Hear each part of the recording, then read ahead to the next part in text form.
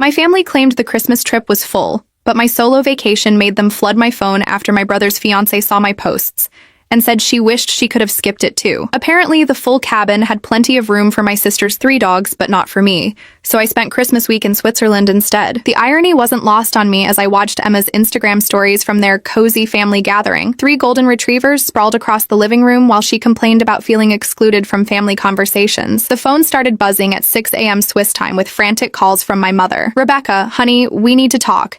Emma showed us your posts, and, well, there seems to be some confusion about the trip arrangements." Her voice carried that particular strain she got when one of her carefully orchestrated family narratives was crumbling. Through my hotel window, I could see the pristine slopes of Zermatt while she stumbled through explanations about space limitations and last-minute changes. What my family didn't know was that I'd been expecting their betrayal for months. As the family accountant, I'd helped arrange the finances for their precious cabin rental in Colorado, the same cabin I'd supposedly been uninvited from due to space constraints. But I'd also quietly documented every family slight, every casual exclusion, every time my contributions were dismissed or forgotten.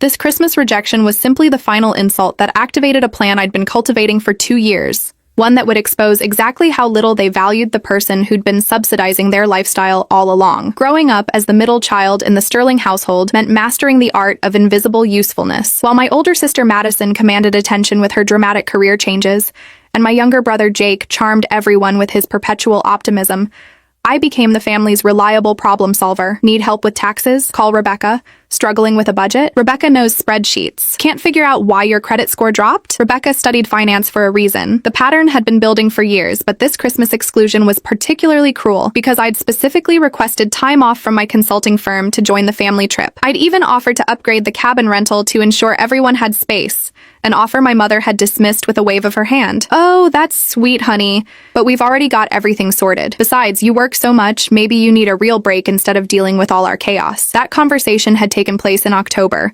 back when I still believed my value to the family extended beyond my wallet. By November, I'd discovered the truth through Madison's careless social media posts showing floor plans and room assignments for a cabin that could easily accommodate 12 people. The same week, my mother had called asking if I could help out with Jake's engagement ring purchase.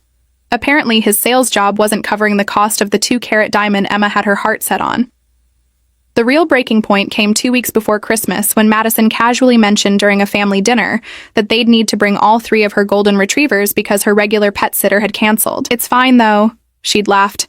"They can sleep in the extra bedrooms. Dogs are way less complicated than people anyway." She'd said this while looking directly at me, as if daring me to point out the obvious insult. That night, I'd gone home to my downtown Denver apartment and opened the file I'd been quietly building. A comprehensive record of every family expense I'd covered, every loan that had never been repaid, every time my financial expertise had been exploited. The numbers were staggering, even to me. Over 3 years, I'd contributed over $37,000 to various Sterling family ventures, from Jake's previous engagement, which ended when his ex kept the ring, to Madison's multiple career investments, to my parents' kitchen renovation that had mysteriously doubled in cost. But money was just the beginning. I'd also documented the emotional manipulation, the casual dismissals, the way my accomplishments were minimized, while my siblings' failures were celebrated as learning experiences. Every family gathering where I'd been volunteered for cleanup duty while others relaxed. Every holiday where my practical gifts were forgotten while Madison's expensive trinkets were treasured. Every conversation where my input was ignored until someone else suggested the exact same solution. The Switzerland plan had crystallized during a particularly patronizing call from my father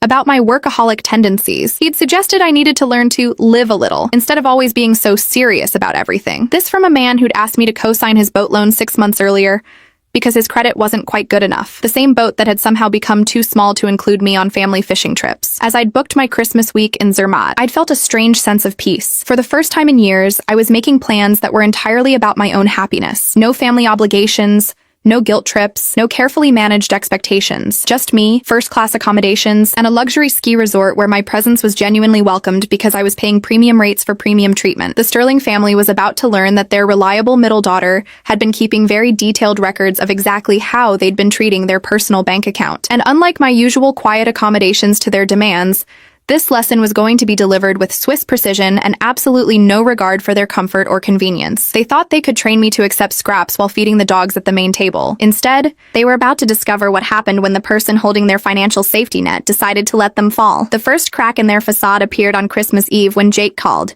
his voice tight with barely controlled panic. Rebecca, hey, so, funny story. The credit card company called about some unusual activity, and apparently there's an issue with the cabin payment. They're saying the backup card on file was declined. His attempt at casual confusion didn't mask the underlying desperation. I was currently enjoying champagne and caviar at the Matterhorn Lodge, while he scrambled to figure out why their holiday was suddenly in financial jeopardy. What Jake didn't know was that I'd quietly removed myself as the backup payment method on all family bookings 3 weeks earlier. The cabin rental, the catered Christmas dinner, even the ski equipment reservations. Everything had been secured with the understanding that Rebecca Sterling's platinum card would cover any shortfalls. Now they were discovering that Madison's maxed out credit and Jake's modest sales income weren't quite sufficient for their champagne lifestyle. Oh, that's strange, I replied, taking another sip of Dom Perignon while watching snow fall over the Swiss Alps. Maybe you should call the rental company directly. I'm sure it's just a misunderstanding. Through the phone, I could hear heated whispers in the background, Madison's voice rising as she argued with someone about deposit requirements, and my mother's increasingly shrill attempts to maintain control of the situation. The real chaos began when Emma posted her first story from the cozy family gathering. The video showed her sitting awkwardly in a corner while my parents argued with rental management in the kitchen. Jake frantically scrolled through banking apps, and Madison's 3 dogs destroyed a throw pillow that apparently cost more than the original security deposit. Her caption read, "When family time gets a little too real, I'd sure blessed and trach from family drama and sure send help." By Christmas morning, my phone was exploding with increasingly frantic messages. Madison had posted a passive-aggressive story about ungrateful family members who abandon ship when things get complicated, followed immediately by my mother's damage control call claiming there had been a miscommunication about my invitation. "We always wanted you here, sweetheart. Madison just meant the rooms were assigned, not that there wasn't space for you." The beautiful irony was that while they scrambled to salvage their disaster, I was posting picture-perfect moments from my solo luxury vacation, professional ski instruction on pristine slopes, private fondue dinner with a view of the Matterhorn, spa treatments that cost more per hour than Jake made in a day. Each post was carefully crafted to showcase not just my happiness, but my obvious financial independence from their drama. Emma's increasingly bitter comments on my posts revealed the growing tension at their perfect family gathering. Under my photo of a 5-course Christmas dinner at a Michelin-starred restaurant, she'd written, "Wow, must be nice to have the freedom to just disappear when your family needs you most." But her next comment, posted just an hour later after apparently consuming significant amounts of wine, was more revealing. "Actually, this looks way better than arguing about money and dog hair in the cranberry sauce. Can I join you next year?" That's when I knew my plan was working perfectly. Emma's public admission that my solo vacation looked preferable to their family gathering was the crack in their narrative that would eventually bring down the entire structure of lies they'd built. She was supposed to be the happy new addition to the Sterling family, grateful for their inclusion and blind to their dysfunction. Instead, she was publicly questioning why I'd been excluded while the dogs had premium accommodations. The breaking point came when Madison called me directly, her voice shaking with rage and barely contained panic. "Rebecca, whatever you're trying to prove with this little stunt, you've made your point. Now fix this. The rental company is threatening to call the sheriff if we can't settle the balance, and Jake's freaking out because Emma's parents are arriving tomorrow and the place looks like a disaster zone." "What stunt?" I asked innocently, currently relaxing in a hot tub overlooking an alpine vista that cost more per night than their entire cabin rental. "I'm just enjoying the vacation you all thought I needed. You know, learning to live a little instead of always being so serious about everything." I repeated my father's exact words back to her, and the silence that followed was deeply satisfying. But Madison wasn't finished. "Don't act stupid, Rebecca. You know exactly what you did. You pulled your cards from everything and left us hanging. Mom's crying, Dad's having chest pains from stress, and Jake might lose Emma over this disaster. Is that really what you wanted, to destroy Christmas for everyone?" The accusation that I was destroying Christmas was particularly rich coming from someone who'd spent months planning my exclusion. But what Madison didn't realize was that this was just the opening move in a much larger game. The financial embarrassment at the cabin was designed to reveal their true priorities and dependencies. Once they returned home, they'd discovered that their reliable family bank had permanently closed its doors. Hidden in my designer ski jacket pocket was a folder of documents that would reshape their understanding of our family dynamics forever. Legal papers that would formalize the end of my financial involvement in their lives, detailed accounting of every unpaid debt, and a few surprises about their individual financial situations that I'd uncovered through my professional connections. The Sterling family was about to learn that dismissing their most valuable member had consequences that extended far beyond a single Christmas vacation. Emma's latest Instagram story showed her packing her bags early, with the caption, "Sometimes you realize the real gift is knowing when to leave. Rebecca Sterling, girl, I owe you a drink for showing me what self-respect looks like." The fact that my brother's fiancé was publicly thanking me for demonstrating how to escape their family dysfunction was better than any Christmas present I could have imagined. The first domino fell on December 28th, when Madison called from the cabin in hysterics. "Rebecca, you have to help us. The dogs destroyed something expensive, and now they're demanding an additional $3,000 damage deposit. Jake doesn't have it, and my cards are maxed from Christmas shopping. Please, I'm begging you." Her voice cracked with genuine desperation, a far cry from her usual entitled demands disguised as sisterly requests. What made her plea particularly satisfying was that she still didn't understand the permanent nature of my withdrawal from their financial circus. She assumed this was temporary punishment that could be resolved with sufficient groveling and future promises. Instead, I was currently reviewing the legal documents I'd spent months preparing. Ironically, while enjoying the luxury suite they'd inadvertently funded through years of uncollected loans. "Madison, I'm really sorry you're dealing with that stress," I replied, my voice carefully modulated to sound sympathetic while remaining completely unhelpful. "Have you tried calling Dad? Or maybe Jake could ask Emma's parents for a short-term loan. I'm sure they'd understand it's just a temporary cash flow issue." Each suggestion was designed to highlight exactly how uncomfortable they'd become asking anyone else for money, because other people expected actual repayment. The real entertainment began when my father called an hour later, his voice carrying the particular strain that meant he'd been arguing with my mother about whose responsibility it was to fix me. "Rebecca, sweetheart, your mother and I have been talking, and we realize there may have been some miscommunication about Christmas. We never meant for you to feel excluded from the family gathering. Maybe we could all sit down after the holidays and clear the air."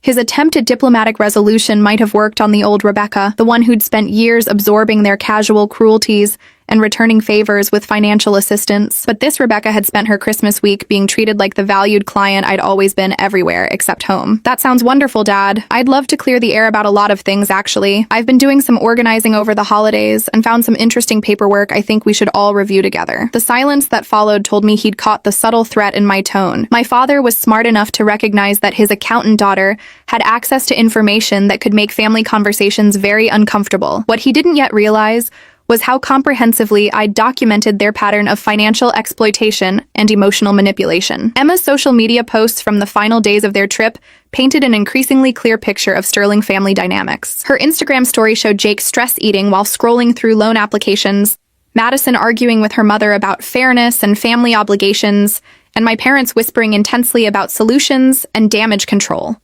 The caption read, "When you realize you've been watching a slow-motion train wreck and calling it family bonding time, some people really know how to make their own beds." But Emma's most revealing post came on their last night at the cabin. A photo of her engagement ring sitting on the bathroom counter with the caption, "Funny how a piece of jewelry can represent so many different things. Love, commitment, financial stability, family acceptance, or just really expensive guilt." Starting to wonder which one I actually got. The implication that she was questioning her engagement to Jake because of his family's dysfunction was the kind of nuclear chaos I'd hoped to achieve. The new year brought the real fireworks when I received a group text from my mother, attempting to organize a family meeting to resolve our recent misunderstandings and plan for a better 2024. The message was sent to me, Madison, Jake, and notably included Emma, clearly trying to leverage peer pressure and witnesses to force my compliance with whatever narrative they'd constructed to explain away my absence and their financial crisis. My response was brief but devastating. "I'd be happy to meet with everyone. I've prepared a comprehensive presentation about family finances and relationship patterns that should clear up any confusion. I can reserve a conference room at my office for January 6th at 2 p.m. Professional environment might be best for this type of discussion." The subtle threat of treating our family dysfunction as a business problem to be solved with documentation and evidence clearly rattled them. Jake tried calling immediately after receiving my text.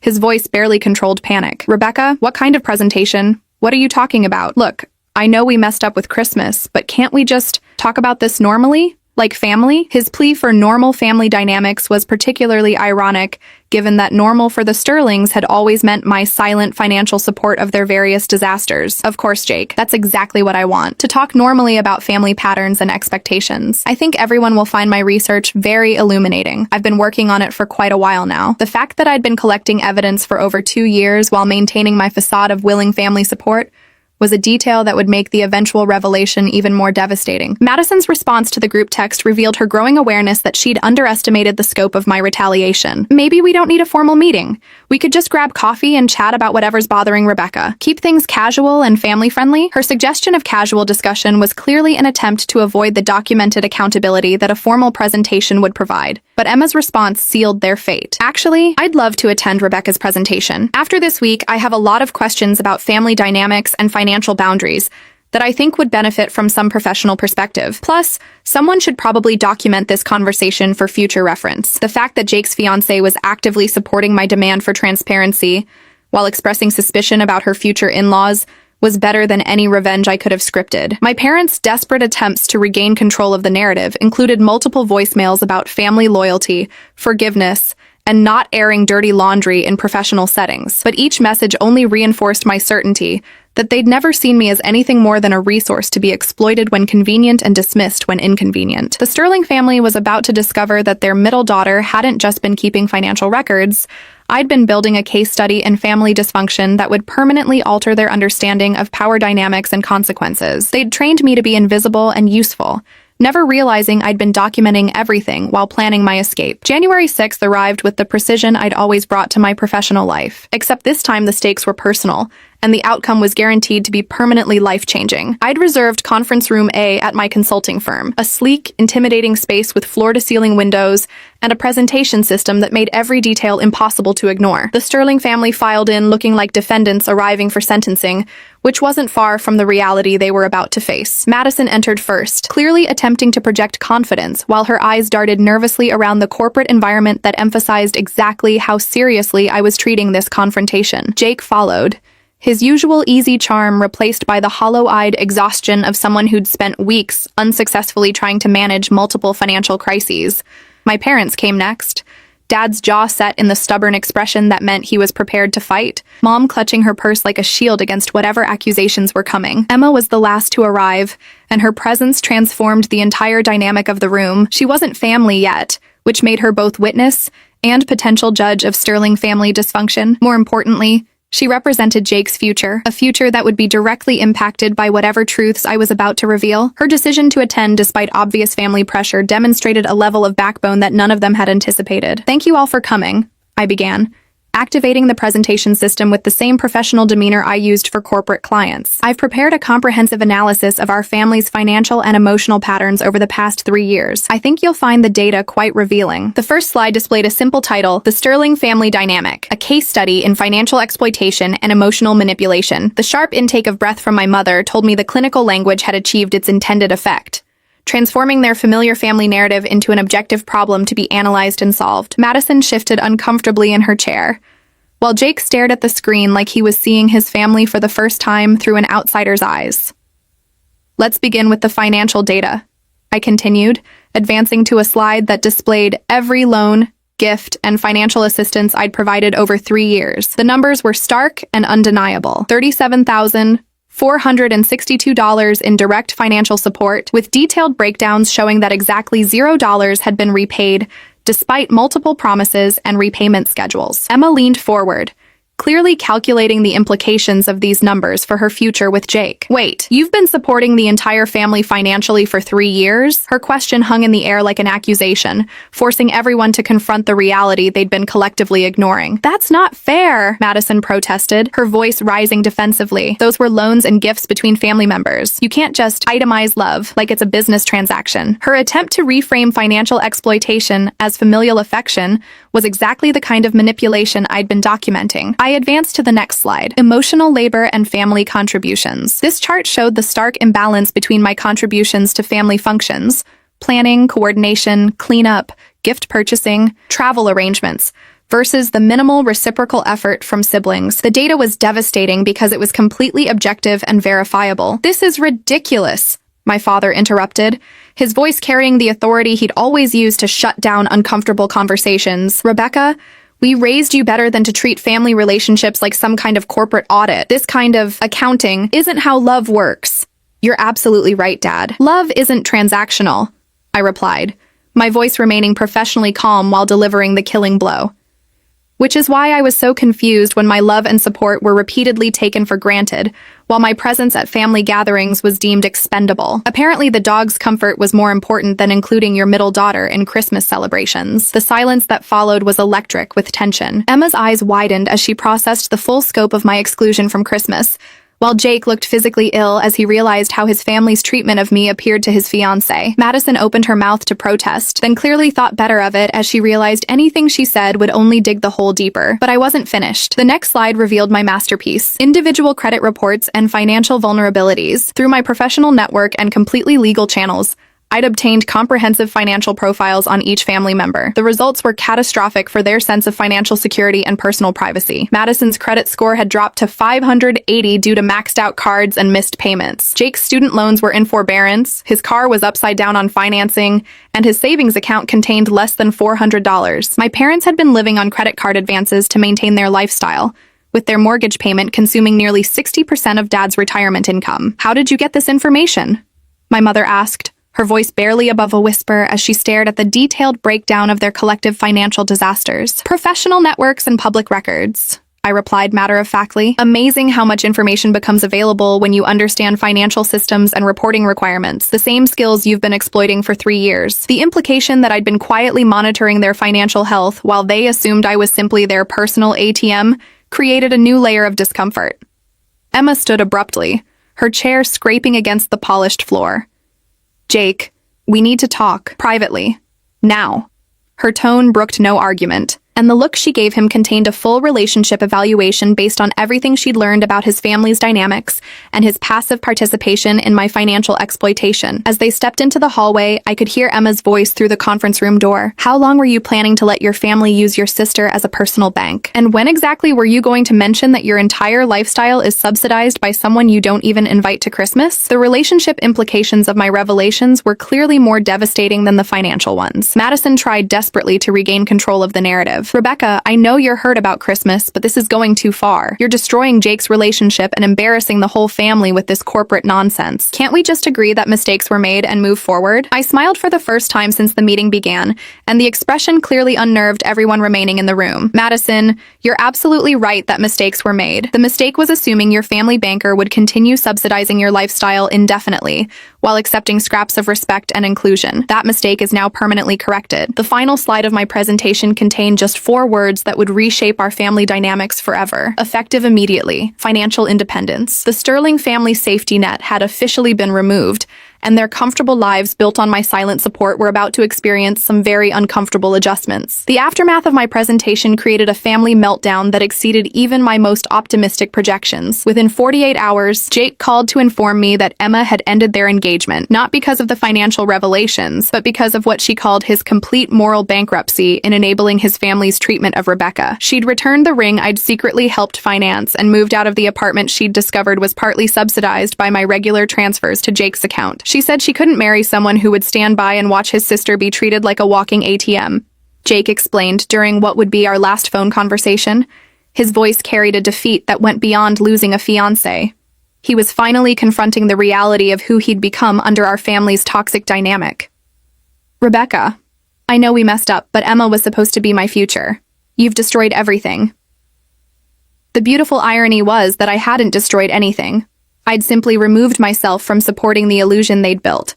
Emma had made her own choice based on complete information about Sterling family values and priorities. The fact that transparency had ended Jake's engagement only proved how fundamentally rotten the foundation of their relationship had been. Madison's reaction was far more dramatic and infinitely more satisfying. Unable to make her minimum credit card payments without my monthly loans, she'd been forced to move out of her trendy downtown apartment and back into our parents' basement. The same woman who deemed me unworthy of Christmas cabin space was now sleeping in a childhood bedroom, while her 3 golden retrievers destroyed what remained of Mom's carefully curated home decor. "I hope you're happy," she sobbed during her desperate 2 a.m. phone call 3 weeks after my presentation. "I've lost my apartment, my credit is ruined, and I had to surrender 2 of the dogs to rescue because I can't afford their care. All because you decided to throw a tantrum about Christmas." Her complete inability to connect her current disasters to years of financial irresponsibility was exactly the kind of willful blindness I'd been documenting. The most devastating blow came when my parents discovered the true scope of their financial dependency on my support. Without my regular transfers disguised as helping with unexpected expenses, They couldn't maintain their mortgage payments. The kitchen renovation they'd proudly shown off to neighbors was financed entirely by equity they couldn't afford to lose. Their comfortable retirement was built on the assumption that their responsible middle daughter would continue indefinitely subsidizing their lifestyle. Rebecca, we need to sit down and work this out like adults, my father said during his attempt at patriarchal authority restoration. This family falling apart doesn't benefit anyone, least of all you. Maybe we took your support for granted, but that's because we trusted you to be the bigger person when conflicts arose. His appeal to my supposedly infinite capacity for family sacrifice was the same manipulation they'd used for years, positioning my compliance as maturity while framing my boundaries as selfishness. But those tactics only worked on someone who still needed their approval. The Sterling family was about to learn that their reliable daughter had found validation elsewhere. Through my professional network, I'd been recruited for a senior consulting position with a firm based in Seattle, 3 states away from Sterling family drama and twice my current salary. The timing wasn't coincidental. I'd been quietly building my exit strategy for months while maintaining the facade of family loyalty. My new colleagues valued my analytical skills and financial expertise without expecting me to subsidize their personal lives. The final nuclear bomb dropped when Emma published a detailed Instagram post about her experience with the Sterling family. She didn't mention names,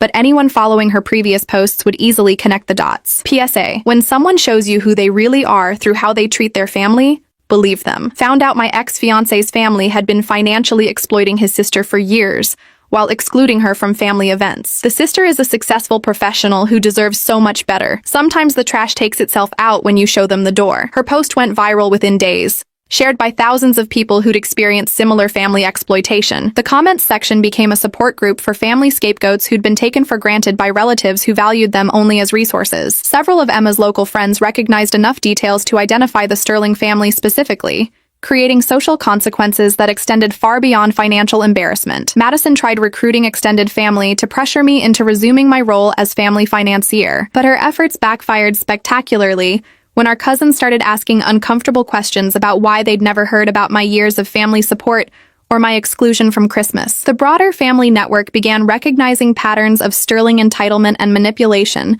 that had been hidden under carefully managed appearances. My mother's final attempt at emotional manipulation came through a handwritten letter delivered to my office. Rebecca, I know you're angry, but this punishment has gone too far. Your father's health is suffering from the stress. Madison is severely depressed, and Jake is talking about leaving Colorado entirely. Is your hurt pride really worth destroying the family that raised and loved you? The letter perfectly encapsulated everything wrong with Sterling family dynamics. My legitimate grievances reduced to hurt pride, their financial and emotional consequences framed as my responsibility to fix, and the assumption that I should sacrifice my well-being to maintain their comfort. It also confirmed that my extraction from their lives was having exactly the impact I'd calculated it would. I drafted a brief response that would end our relationship permanently. Mom, the family that raised and loved me wouldn't have needed 3 years of financial documentation to understand why excluding me from Christmas while prioritizing dog's comfort was wrong. The consequences you're experiencing are the natural result of your choices and priorities. I hope they help you understand what you actually lost. The Sterling family had trained me to be invisible,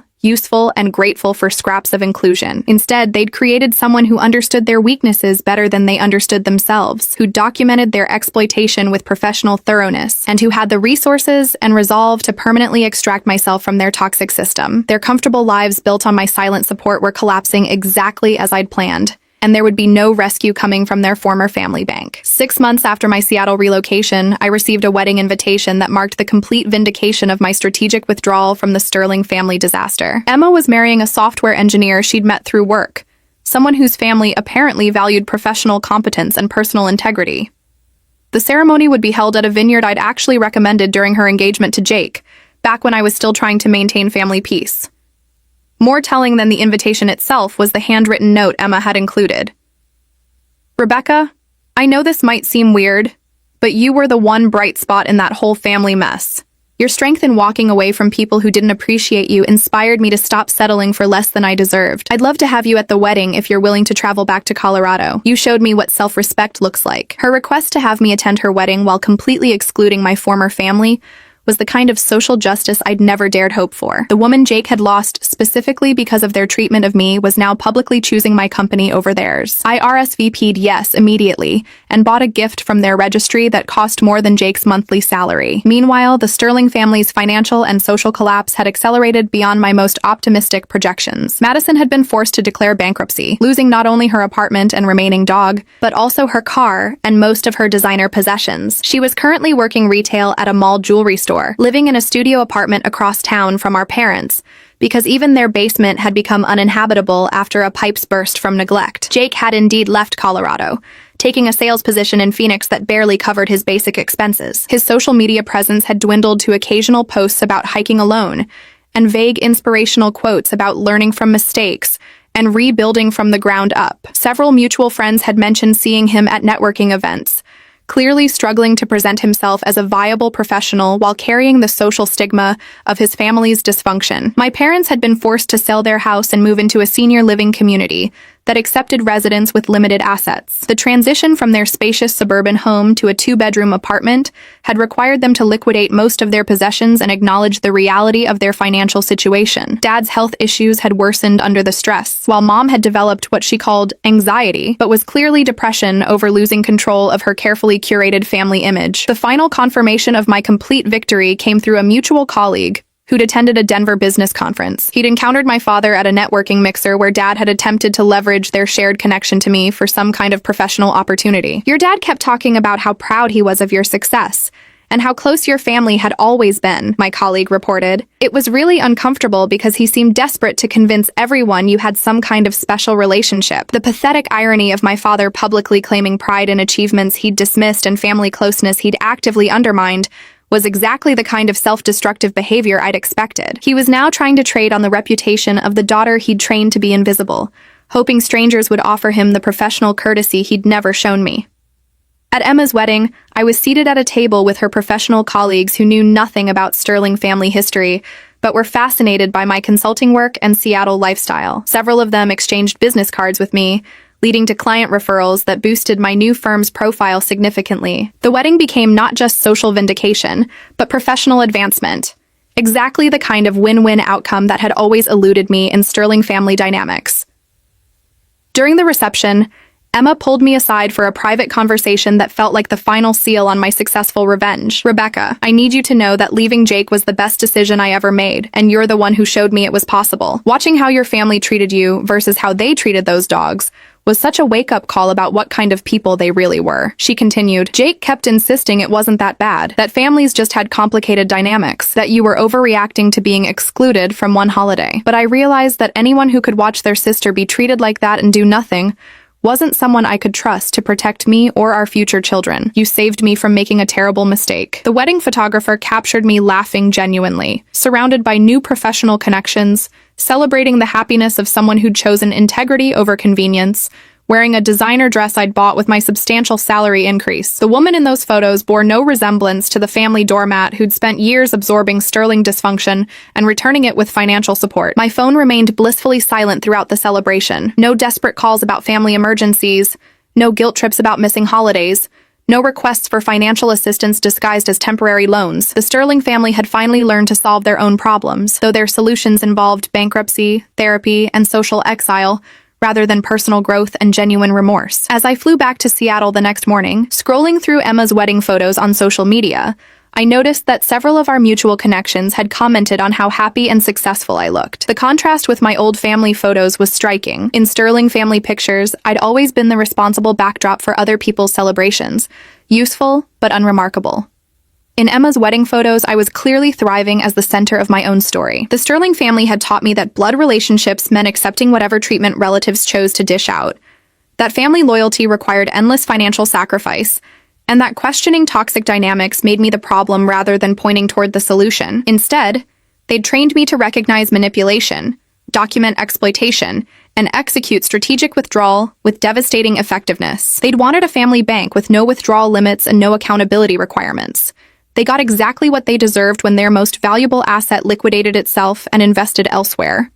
The dogs they'd prioritized over my Christmas inclusion were probably enjoying better living situations than any of them could currently afford. Sometimes the best revenge is simply letting people experience the natural consequences of their choices while you build something better somewhere else.